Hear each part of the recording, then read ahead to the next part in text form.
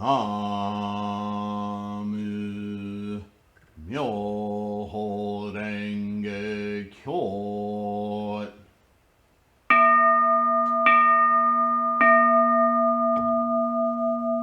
Namu Myoho Renge Kyo.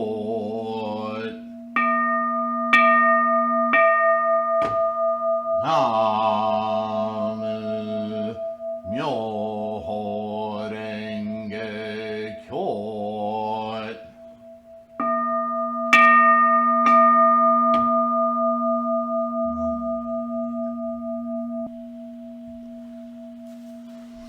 Hello everyone, Namu Myoho Renge Kyo. Welcome, thank you for being here. I hope this podcast finds you in good health, secure. Today I want to revisit an issue that I posted a video some 5 or 6 years ago, and a lot has changed in that time. I've come to discover some changes in the nature of groups and sects that I find particularly troublesome. And I don't know how thorough a job I did the first time I talked about Gongyo. So I wanted to talk to you about it from the standpoint of you're just getting started. And if you've been practicing Buddhism for a while, that's fine. There's a couple of things, though, I need to say about your practice that may affect your altar, your book, the liturgy, and those things. So those are things that have changed in the last few years. And although they shouldn't have, that is the nature of our world today. There's all kinds of propaganda and agendas and people changing things, claiming we're better than they are, we're superior, we know the truth. There's only one truth, and that's Shakyamuni's teachings. And Nichiren has been a tremendous scholar in giving us the straight lowdown on that. He's not the only one, though. He's comes from a line of scholarship that goes back beyond Tendai, Gongyo, Miaolo, many scholars, a lot of scholarship throughout Buddhism. And Nichiren cites them all in his letters and goshos, treatises, so on. And a couple of them, just to get started, let's talk about what is Gongyo, and then we'll talk about why we do it. Gongyo is a recitation. And in case you weren't aware, Buddhism was taught verbally. Shakyamuni Buddha traveled extensively throughout India. It's a big continent, country. And he taught using universal language, plain language, which is no mean feat when you consider that India, even today, has over 125 legal languages, and they are distinct. One person from one area of the country goes to another area of the country, and they can't communicate, or barely, because their languages are so different. Imagine a man traveling throughout India with these teachings and having to address just the populace of the area. He would have to shift and restate his concepts. They would have to be engaging to the local culture, which meant folklore and all sorts of things, and use those as analogies to an understanding of a deeper concept that they hadn't considered before. How to use their mind, how their mind and body were connected. All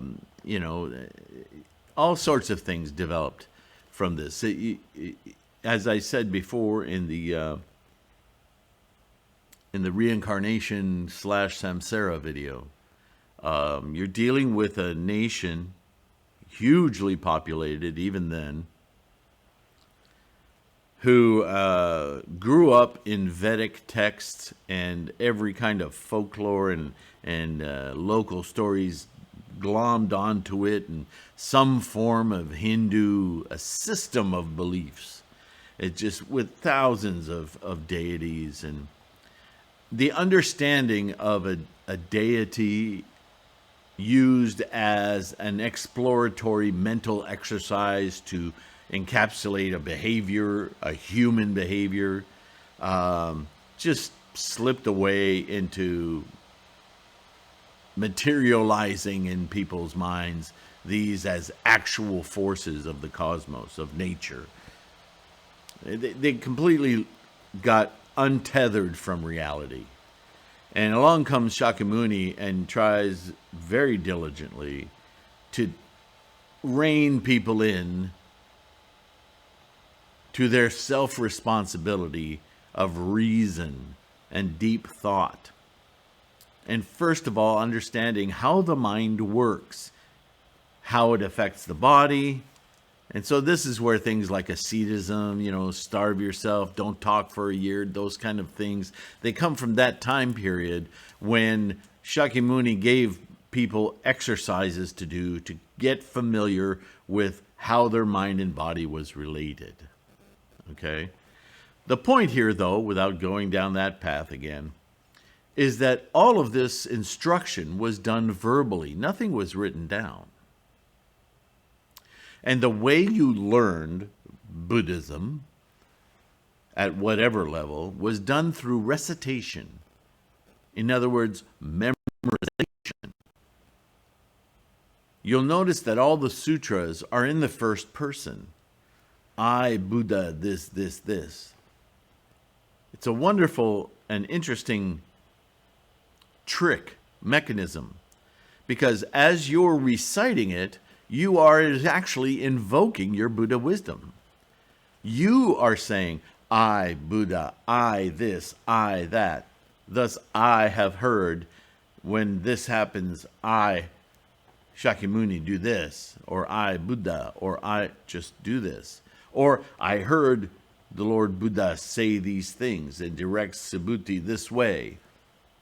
Like you're present, like you're actively engaging in the act of learning, of not only learning, teaching the sermon, which is, as I postulate, that's how we learn anything. We actually teach ourselves.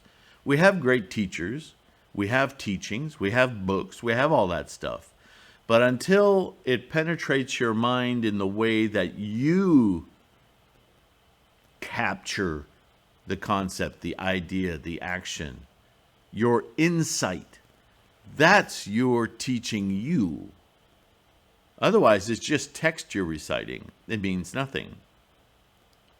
And that's a salient point here, because unless you understand that as you're reciting something, you are teaching yourself the very teaching of this Dharma, unless you understand that responsibility, then you're just going through the motions.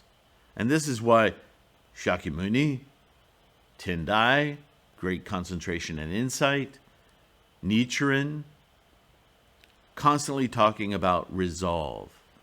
Have a resolute mind. Have a single-minded ambition to awaken Buddha, your Buddha nature, your access to this all-knowing self. It's yours. But you must, right? It's not in some distant or dusty closet where you go, oh, here's the Buddha. I'll use that later. No. It's about you going, you're here, I'm here, my clarity, my Buddha nature is here. Awaken, invoke it, make it happen. And so Gongyo is from the scholarship of, I don't know even how long, the recitation of the chapters of sutras has been around since sutras have been around, because that's how they were learned. But as we move through the teachings to the Lotus Sutra The Lotus Sutra, we learn, is a teaching by Shakyamuni Buddha not to the people's capacity, but of his own method, his own enlightenment. So Buddha's talking to Buddha. He's self-teaching in the Lotus Sutra, and that's our maximal practice. So we want to follow the path that Buddha followed to his own enlightenment. We want to copy that path, right? As the Lotus Sutra repeats in several chapters. Copy, recite, copy. Practice.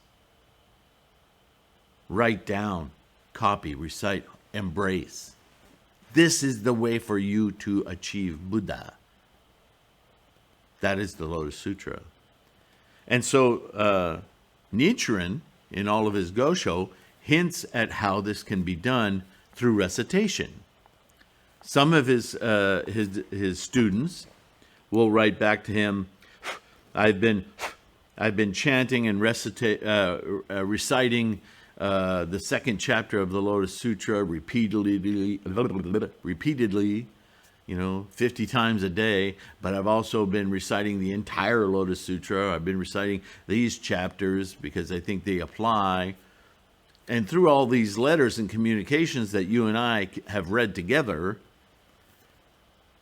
Nichiren points out the second chapter, the Hoben chapter, which, by the way, interestingly enough, kind of relates to Na of Namu, because it's the preparatory teaching of the Lotus Sutra, the first half, Hoben being a critical part of that, where Shakyamuni divulges that he is now going to give you his method for attaining Buddhahood. Everything he said before was just preparatory, but now he's prepping you for the ultimate. And in the Hoben chapter, he makes that absolutely clear.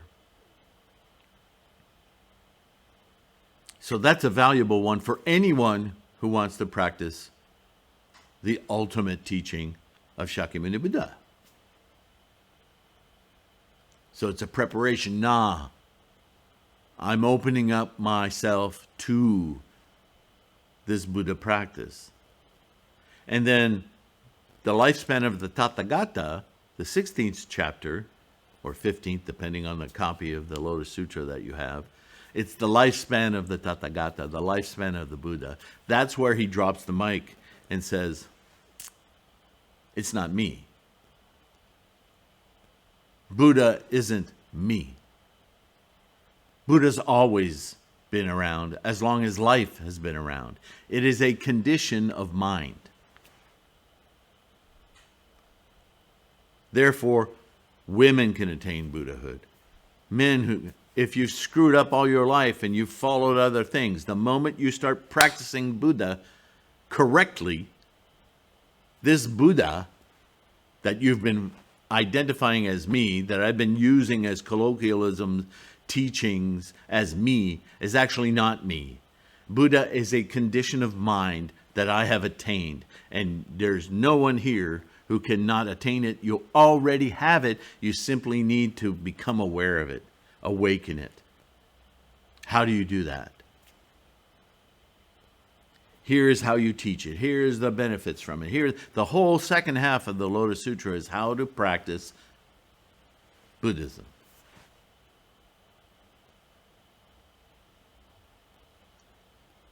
And the 16th chapter, the lifespan of the Tathagata chapter, has a discourse session and a rhythmic session, a prose section. And both of them are important, because this is the mu part of Namu. I'm prepared to hear the answer. And mu, here is the Dharma. Here is the answer. Here is the method. The discourse about it, and then the repetition of the significance of it, the highlights.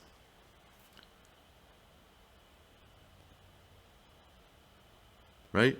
Just like the Hoben, there's a alliteration and a rhythm. These are the most important sections to practice daily, to reinforce in your pursuit of Buddha. This is prescribed by Nichiren, and we practice Nichiren's doctrine. So why would you deviate?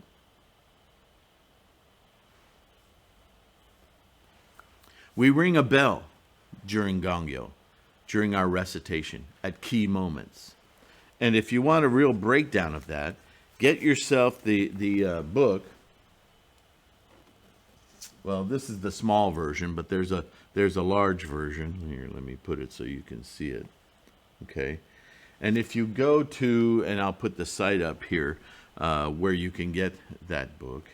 On the inside of that book, what you'll find,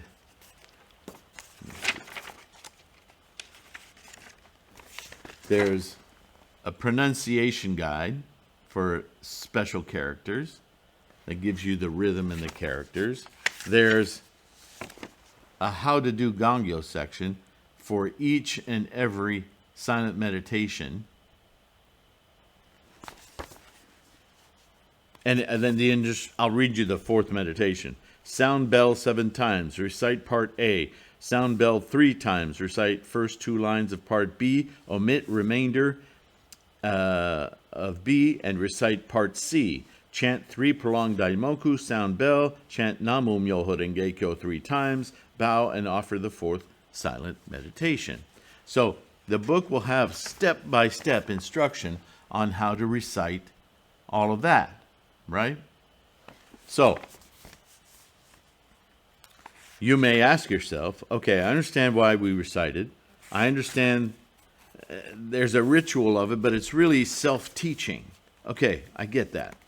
But hopefully I've also answered why these particular parts of the Lotus Sutra. Because this is Lotus Sutra. You're reciting Lotus Sutra, just specific chapters. If you want to recite the entire Lotus Sutra, Namu Myoho Renge Kyo. If you have the time and the will to do that, do it. If you think you need to do that, do it. But the essential core of Nichiren, Bodhisattva Nichiren's direction on how everyone could do this daily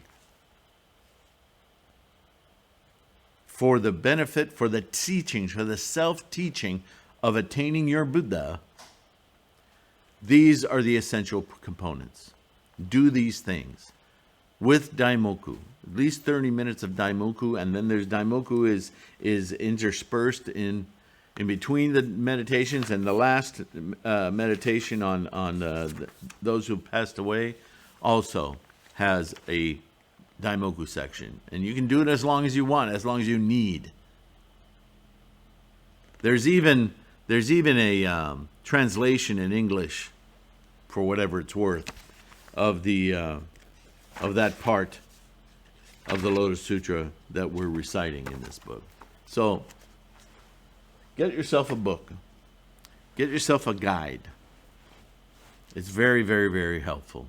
And that way you won't trip up. So we recite because that's the way we learn.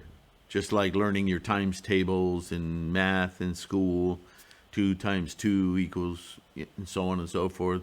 The gazintas, remember those? 2 gazinta 6, 3 times, so on and so forth. It's not like that anymore in most places, so you get the idea. Now, other questions may pop up. So why do you ring the bell 3 times, 5 times, 7 times, different places? What's the deal? Well, when it comes to recitation, I hope you've already made note that Namu are distinct characters and need to be said. Nichiren, in his teaching, has ad nauseum stated the 7 characters of Namu Myoho Renge Kyo, the 5 characters of Myoho Renge Kyo, the title encapsulating the content of the Lotus Sutra in its entirety. He's taken apart the characters Myo and Renge and Kyo and Namu in the letters that we've read together. There's no Nam-myoho Renge-kyo. That's a sect that wants to say it knows better than you. It knows better than Nichiren. It knows better than Shakyamuni. Why? So it can establish political supremacy. It's authoritarianism, and it doesn't belong in Buddhism. I'm going on record right now. Nichiren Shoshu is a lie. They have developed their own practice. It's not Nichiren. It's not Shakyamuni. It's some political advantage place that they think that they hold. The mandalas they create are not Nichiren's. They are interpretations of Nichiren's by certain high monks in those organizations who are actually saying, I'm just the same as Nichiren, so this is my mandala, use it. My name's on it, the date I did it is on it. Wait a minute. Nichiren created the mandala as a pure reflection of the Lotus Sutra. Yes, he signed it. He signed it as Bodhisattva superior practices, saying, I am taking responsibility for delivering this teaching of the Lotus Sutra through this medium of a mirror of your Gohanzan, your Buddha nature, your Buddha mind.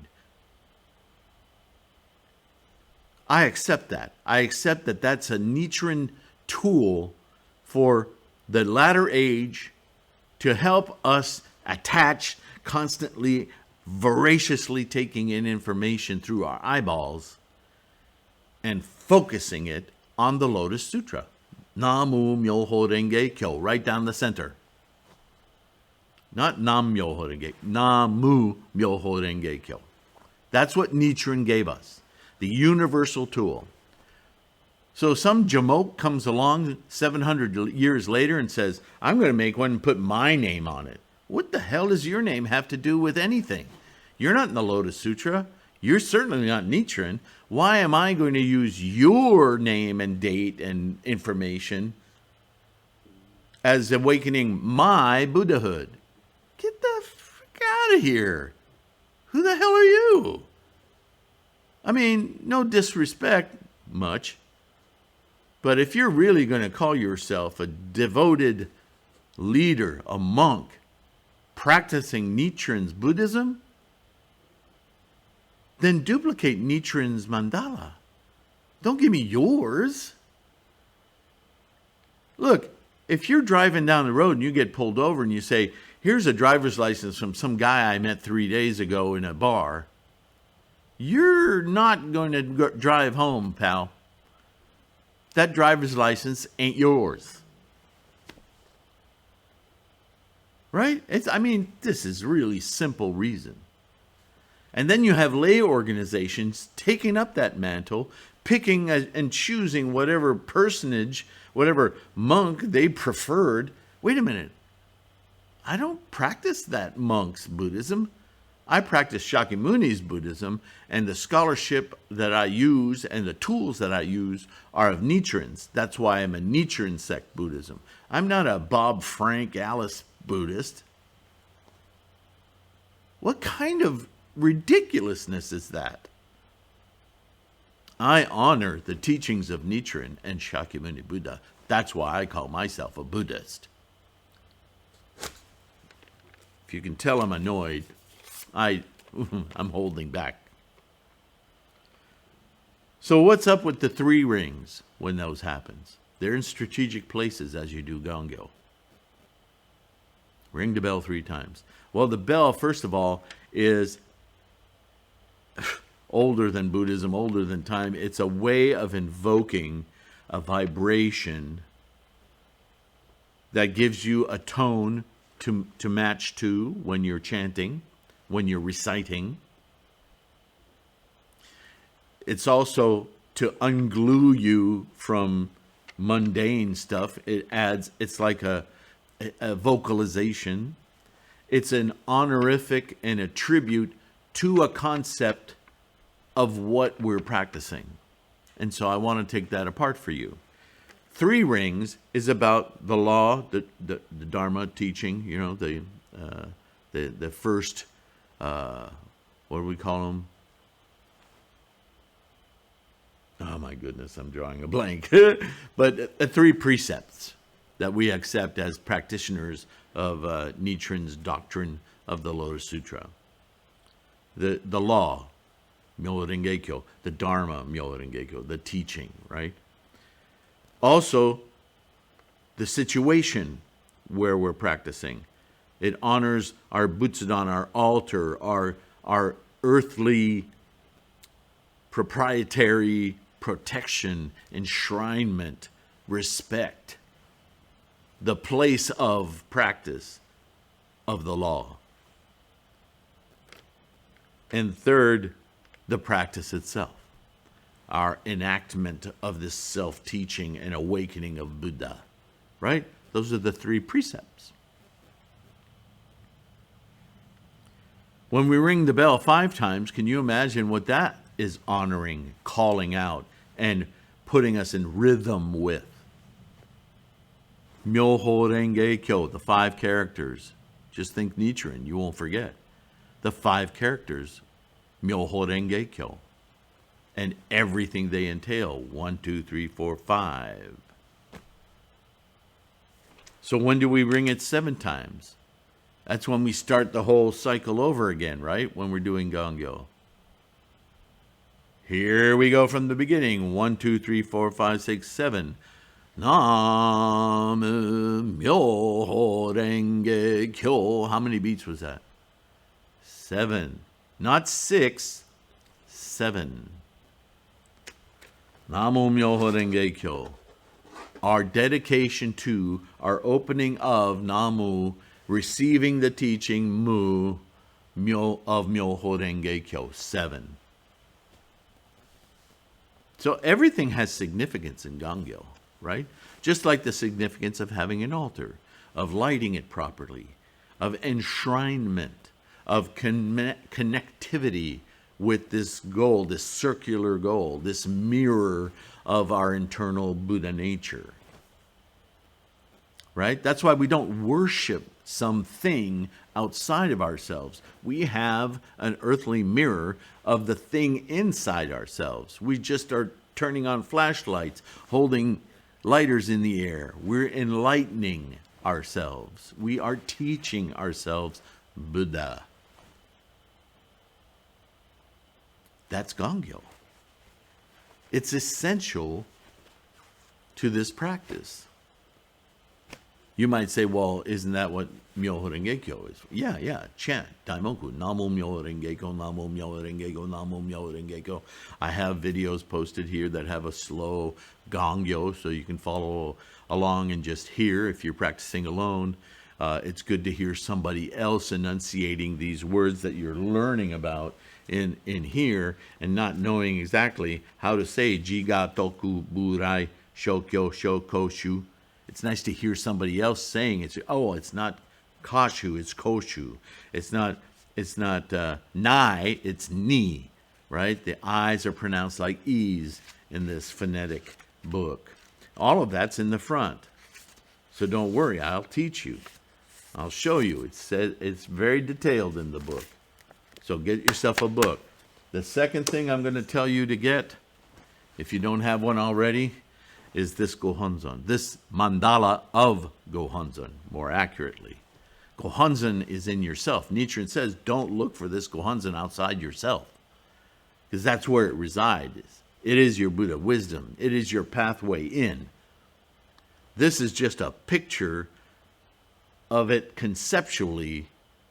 When you invoke it, this teaching of Myoho Renge Kyo, the Lotus Sutra, is what is going to, it's all the facets of this Buddha clarity that you're going to experience. And if you're using one of those mandalas from some group or some sect that say this one's better than that one, and this one was done in 1964, so it beats the one who's there now because we don't like him, you're in a political melee that has very little to do with Buddhism. And in fact, I will use Nichiren's words here.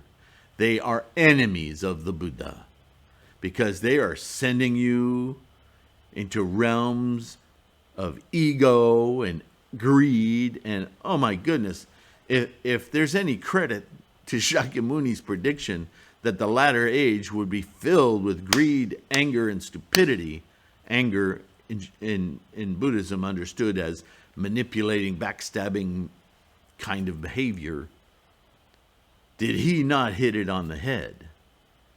It's not that it didn't exist during his day. Certainly it did.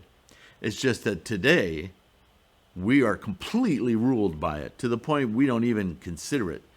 If we don't have the latest this or that, we're barely human. That's how insipid and inculcated this greed and manipulation and foolishness, stupidity. You're not watching what you're doing. It rules the day at all levels. And there's only one way to get past all those screaming monkeys. Namu Myoho Renge Kyo. You want to give your daimoku more strength, more power? Then recite Gongyo. Because that's the actual words of description, of method that we're invoking when we chant Namu Myoho Renge Kyo. Gives it more meat, more special sauce, whatever you need to call it. Fuel for the car.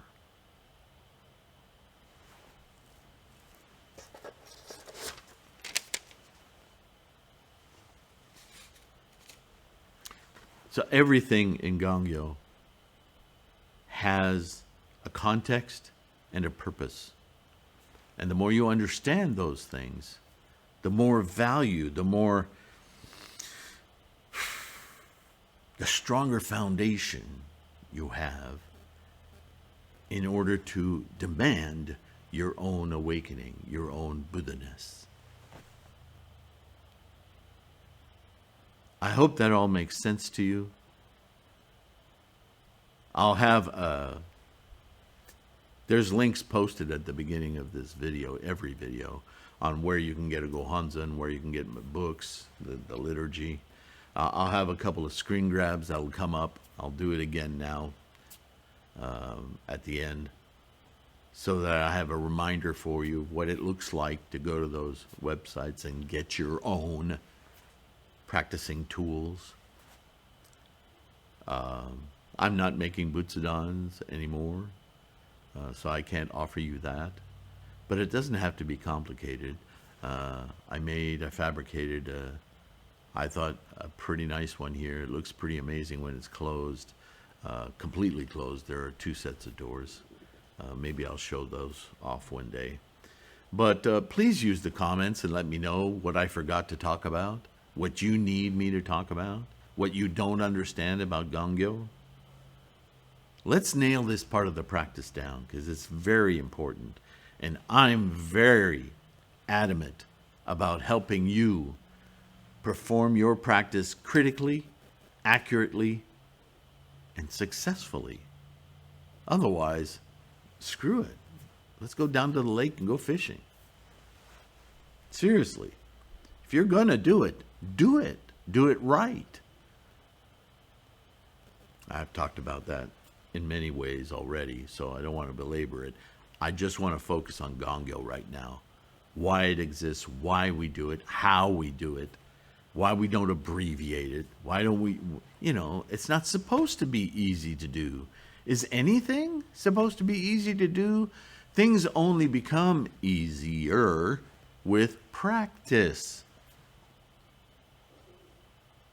So let's practice correctly so that we can far more easily instantiate our Buddha. Not be frustrated because it doesn't seem to be happening. I'm not getting my Camaro. That ain't it. Okay? I love you guys. I hate to sound parental, but that's part of our practice too, isn't it? Parent, teacher, and sovereign. Namo Myoho Renge Kyo.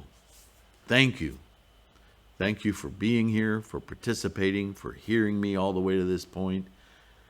You know, it means a lot to YouTube, but it means a lot to me and to your practice.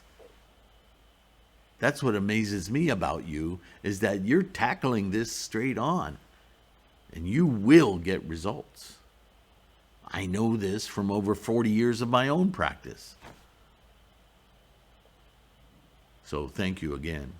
Those of you who contribute funds or things like candles, incense, whatever, anything that helps me to produce these videos, internet ain't free, and produce this stuff in a way that's entertaining and that is audible, not hard to look at, except maybe me. Sorry about that.